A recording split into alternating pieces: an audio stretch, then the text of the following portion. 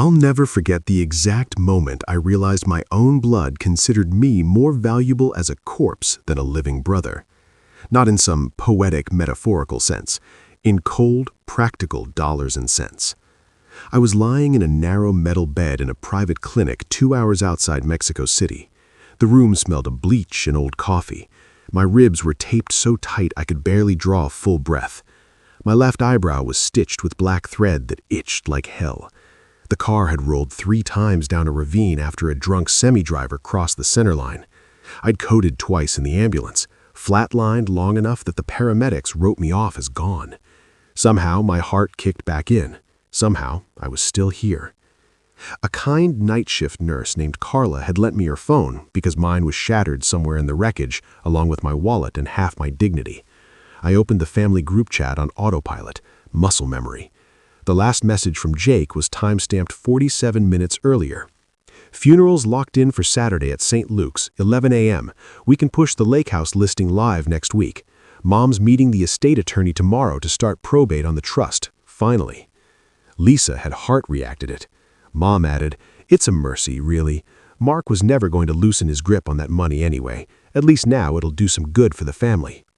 Aunt Karen chimed in with praying hands emojis and "he's in a better place."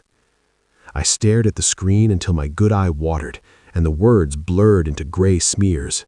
They weren't waiting on a body. They weren't waiting on dental records or DNA. They'd already posted the online obituary, complete with a photo of me at 35, smiling stiffly at Lisa's wedding. They were carving up assets I'd spent 15 years building and protecting.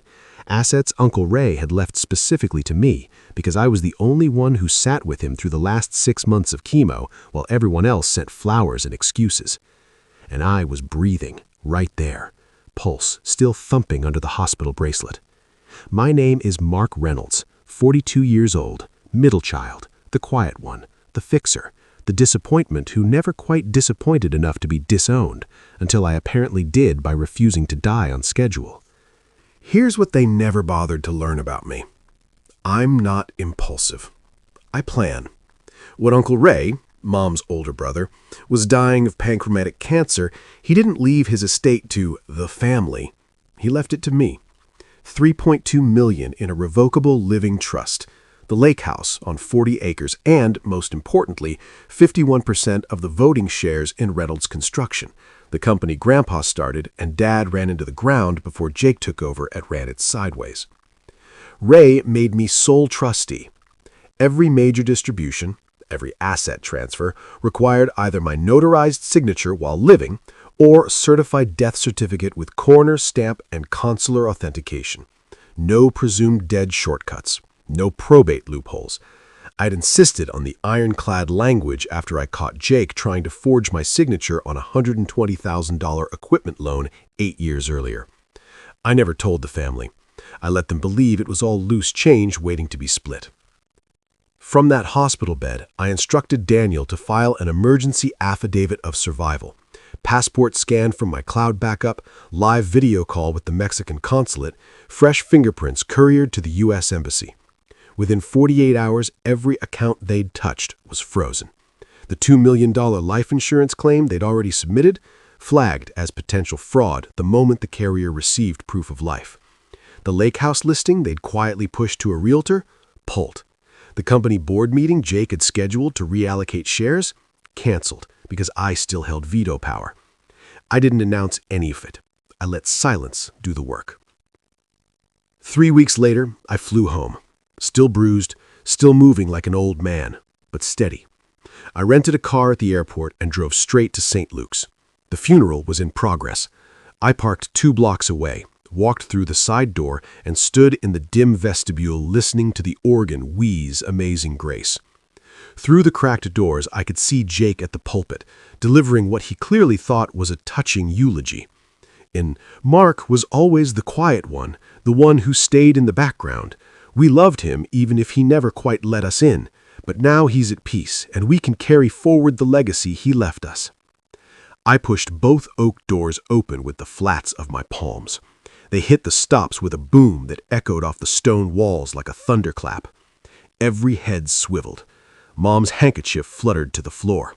Jake's mouth hung open mid-sentence, the microphone picking up only wet breathing.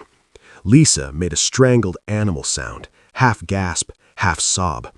Aunt Karen actually shrieked and crossed herself. Phones were already coming out in the back pews. I walked down the center aisle. No rush, no shouting, just deliberate steps. My shoes clicked on the tile. I could feel every eye on the stitches across my forehead, the limp in my left leg, the way my suit hung loose because I'd lost 12 pounds in the hospital. I stopped at the front pew and looked at each of them in turn. Mom first, eyes glassy, mouth trembling. Jake, red-faced, veins standing out in his neck. Lisa, tears already streaming, but not grief tears, fear tears. Then I spoke. Quiet, clear, loud enough for the whole sanctuary. I'm not dead, and I'm not done. A ripple of whispers. Someone in the choir loft dropped a hymnal. I continued. Every account you've touched is frozen. The insurance claim is under fraud review. The lake house title never left my name. The company shares are still 51% mine. Your lawyers should be calling any minute now. I made sure they had my new number. Jake's phone started vibrating in his pocket, then Lisa's, then Mom's, a chorus of muffled buzzing. The group chat was detonating. I'd seen to that too. Daniel had forwarded them redacted copies of the affidavit with timestamps that made their obituary post look premeditated. I didn't wait for responses. I didn't need them. I turned and walked back out the same doors I'd entered. The sunlight hit my face like a slap. I kept walking until I reached the rental car. Only then did I let out the breath I'd been holding for 20 years. The guilt I expected never came. I waited for it in the days that followed, waited for the old programming to kick in. They're still your family, blood is blood, turn the other cheek. It didn't. What arrived instead was something quieter. Relief.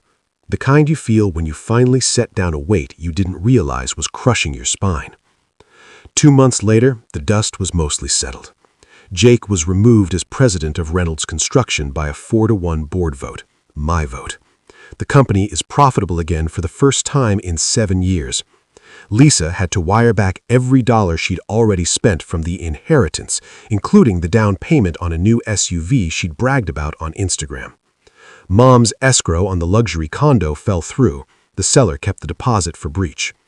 The small-town grapevine did the rest. Screenshots of their group chat messages circulated. Invitations stopped coming. People who used to nod hello at the grocery store now looked away. They didn't lose everything. I didn't take their homes, cars, or jobs outright. I simply stopped being the backstop. Stopped covering bad bets. Stopped pretending their behavior was excusable. I sold the lake house 6 months later.